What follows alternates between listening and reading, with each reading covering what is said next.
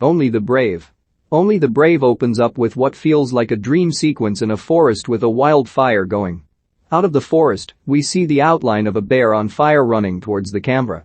After the bear runs by, it flashes to the house of Eric Marsh, Josh Brolin, who is the superintendent of the local wildfire crew in Prescott, Arizona. He's getting all his supplies ready after being called to join in on stopping a wildfire near Phoenix. Eric's wife Amanda, Jennifer Connelly, is already in the kitchen and reminds him of a fight they had last night, and he apologizes before heading to the fire. Eric's crew is a second-level crew, also called deucers, which means they can't go to the front lines of a wildfire. The crew is shown digging a line and burning up vegetation in an area so that if the fire gets there, it won't have more dry vegetation to fuel the fire further. Eric is greeted by a hotshot crew which he offers some strategy to, and they tell him to do what deucers do best, which is nothing. The hotshot crew doesn't listen to Eric's advice, and the small town they were trying to protect ends up in flames with everyone trying to escape. Eric calls his friend Duane, Jeff Bridges, who was a former fire chief, to help them get certified as a hotshot crew. They are trying to become the first municipal hotshot crew in the US, as most are at a state or federal level. At this point, we're introduced to Brendan Donut McDonough, Miles' teller, who is sitting on the couch with his friend smoking what I believe is methamphetamine or crack or something out of a glass pipe. While he's high, he gets a text that a girl he used to date is pregnant. Brendan goes to the restaurant she works at, and she tells him that it is his baby. He appears still high and says he wants to help out, and she says she doesn't want him to be a part of their lives. After finishing talking to her, Brendan sees a car stereo in a Jeep and tries to steal it. The cops are right across the street and arrest him. He gets bailed out by his mother, who when they get home tells him she doesn't want him at the house. Brendan goes to the wildfire crew's house with his resume to apply. One of the guys there knows him from EMT class and knows he's a screw-up, so he tells Brendan to go away. But Eric the superintendent asks him to come into his office to apply anyways. Brendan tells him that he has a record and that he's now been clean for 3 months. Eric tells him they're going to take a run in a few minutes and he should see if he can keep up. The crew starts running up a mountain and Brendan is trailing behind.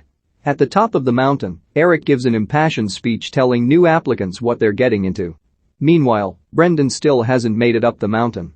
Back at the station, Eric asks another firefighter if Brendan is dead on the hill somewhere. But Brendan finally comes out of the woods dead tired and shows picture proof he made it to the top of the mountain. They hire him then. Duane gets Eric and the crew an audition to become a hotshot crew, and while they're out fighting a fire, Eric decides to stop a fire that the auditor questions. They get into an argument and Eric sticks to his guns and it works. But he's worried he upset the auditor and might not pass their audition. But Duane informs them the next day that they did pass and the crew all celebrates. They call themselves the Granite Mountain Hotshots. Next, there's a series of fighting fire scenes mixed in with Brendan taking groceries over to his baby mama's house for their baby. After a few times dropping groceries off, she lets him meet the baby and he apologizes for being a dirtbag. While the boys are out fighting a fire, Eric's wife Amanda is driving late at night and gets into a car wreck where her truck rolls over after she fell asleep at the wheel. The next morning Eric gets home to see the truck totaled and Amanda giving a horse care lesson to some clients. After the clients leave, Eric gets upset at her and yells at her, and she yells back about him not being around enough. She says she wants to start a family and he said that their deal was no kids.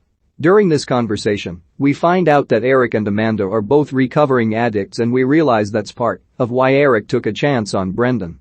The hotshots continue to stop fires and Brendan is becoming more involved with his daughter and decides to ask Eric one night at the bar if he wouldn't mind giving a recommendation so Brendan could work as a structure firefighter and be home more. Eric yells at him and reminds him nobody would ever give him a chance as he did. They argue and Eric leaves mad. On the drive home, Eric is fighting with Amanda, who tells him he's being mean to Brendan because of his own issues. Eric gets mad and gets out of the car and walks away from Amanda, who screams that she's losing him to the fires and that she wants to start a family with him, but he's obsessed with his work. Eric goes to Duane's house and tells him he's in a bad spot with Amanda. Eric returns home and tells Amanda I'm yours and that he's going to be home more. The next morning they're called to a wildfire in Yarnell.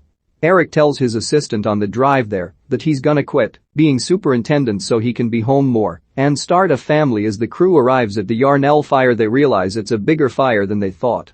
They go on the far side of the fire and start to do a burn and the water plane drops water on their burn, screwing up their tactics. As the fire grows, Brendan is sent down by Eric to be their weather watch-out.